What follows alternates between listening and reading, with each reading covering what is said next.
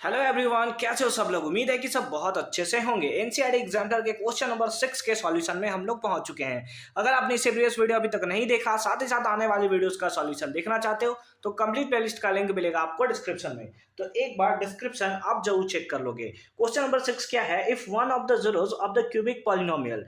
एक हमें यहाँ पर क्यूबिक पॉलिनोमियल दिया गया है जिसका एक जीरो हमें दिया है कितना, -1। Then the product of other two zeros है ना, तो अदर दो जीरोस का प्रोडक्ट क्या होगा। जैसे आपको क्या करते हैं कि लेट कर लो, alpha comma beta and gamma are are three zeros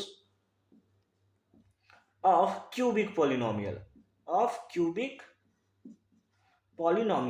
यानी कि जब क्वाड्रेटिक पॉलिनोमियल होता है, क्वाड्रेटिक पॉलिनोमियल मतलब इस टाइप के फॉर्म में आपको देखने को मिलता है x square plus b x plus c.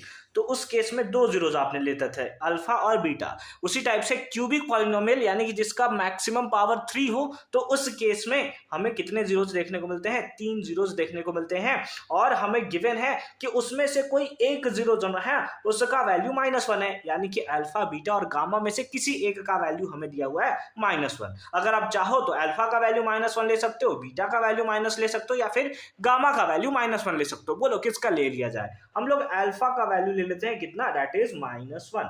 तो ये हम लोग यहां पर ले लेते हैं। अब ये हमारे पास गिवन है, तो लेट अस सपोज करते हैं कि x इज इक्वल कितना है, px। क्यों लिया सर आपने, बस हमने लिया कि एक हमारे पास फंक्शन है या फिर एक बोल सकते हैं इक्वेशन है। ये आपने क्लास 9th में जरूर पढ़ रखा होगा, px इक्वल्स टू इतना, रिमाइंडर थ्योरम में, ठीक है। तो इसी के लिए हमने इसको ले लिया है। तो px इक्वल्स टू कितना है, that is x³ plus ax² plus bx plus c। आप चाहो तो नहीं भी ले सकते हो, कोई दिक्कत नहीं है। अब इस x में हम लोग एक वैल्यू पुट कर देते हैं कितना, -1। तो p का वैल्यू कितना पुट करते हैं, -1। अब जहां जहां भी x आपको दिखे, x के प्लेस पे कितना पुट कर दोगे, -1। तो यहां पर लिख दोगे -1 का whole cube plus a into -1 का square plus b into -1 plus कितना, c। अब जब भी आप वैल्यू पुट कर देते हो, किसी जीरोस का वैल्यू आप पुट कर देते हो, तो उस केस में ये वैल्यू किसके इक्वल हो जाता है, 0 के इक्वल हो जाता है। इससे पहले वाले क्वेश्चंस में भी हमने इसी टाइप से सॉल्व किया था। -1 का क्यूब करोगे सर -1 ही देखने को मिलेगा, -1 का स्क्वायर करोगे तो सर +1 हो जाएगा, और इंटू ए तो सर ये हो जाएगा, ठीक है। और प्लस माइनस माइनस ये हो जाएगा b, और कितना हो जाएगा, दैट इज c।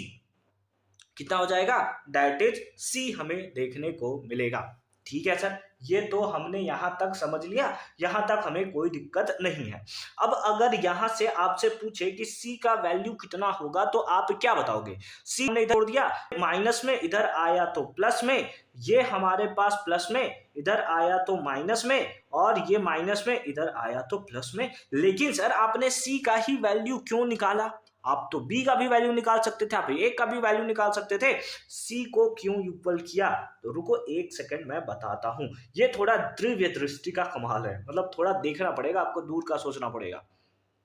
अब क्यूबिक पॉलिनोमियल में प्रोडक्ट ऑफ जीरोज जो है वो किसके इक्वल होता है, अल्फा बीटा गामा। तो आप बोलोगे सर ये तो होता है d बाई ए के वैल्यू के इक्वल, यही होता था ना, d बाई ए के वैल्यू के इक्वल होता है। बट इस केस में d का वैल्यू कितना दिया हुआ है, क्या वो c दिया हुआ है, यानी कि c लिख सकते हैं, और a का वैल्यू 1 दिया हुआ है। ये क्या हुआ बात सर, हमने तो हमेशा पढ़ रखा है क्यूबिक पॉलिनोमियल का जो जीरोज होता है ना वो d बाई ए के इक्वल होता है। अब c बाई 1 क्यों लिख रहे हो। देखो आपने जो क्यूबिक पॉलिनोमियल पढ़ रखा है ना, वो पढ़ रखा है एक ax³ plus bx² plus cx plus d।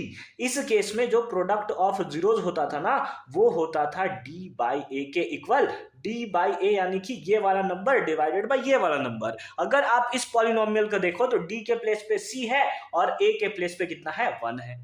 तो इसीलिए हमने क्या कर दिया है, c बाई 1 लिख दिया। समझ में आई बात, बहुत अच्छी बात है।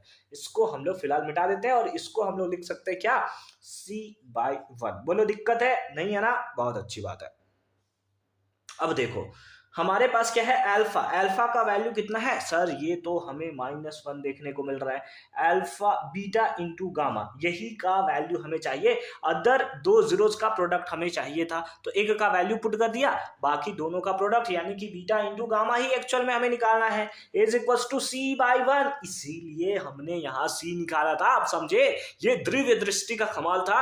अगर आप सोच सकते हो इस टाइप से कि क्यों हम लोग यहाँ पर C का पहले वैल्यू निकाल कर देख रहे हैं, क्यों, क्योंकि ये माइंड में आपके क्लियर होना चाहिए कि क्यों हम लोग यहाँ पर C का निकाल रहे हैं, क्योंकि यहाँ पर हमें पुट करना होगा। ठीक है, अब C के प्लेस पे वैल्यू पुट कर दो, तो क्या हो जाएगा 1 - a + b डिवाइडेड बाई 1। ये माइनस से मल्टीप्लाई ले जाओगे, इधर कर दोगे तो माइनस से फिर सब मल्टीप्लाई होगा, जो प्लस होगा वो माइनस में हो जाएगा और जो माइनस है वो प्लस में कन्वर्ट हो जाएगा। तो हमारे पास क्या होगा बीटा इंटू गामा, ये हो जाएगा let us suppose a minus के साथ मल्टीप्लाई होकर प्लस हो गया, फिर उसके बाद आप इसको मल्टीप्लाई कर दो तो कितना हो जाएगा, ये प्लस वाला माइनस में हो गया और ये प्लस वाला भी किस में हो गया, माइनस में हमें देखने को मिल रहा है। यानी कि हमारे पास कितना आया value, product of other two zeros, ये हमें देखने को मिल रहा है, दैट इज a - b - 1।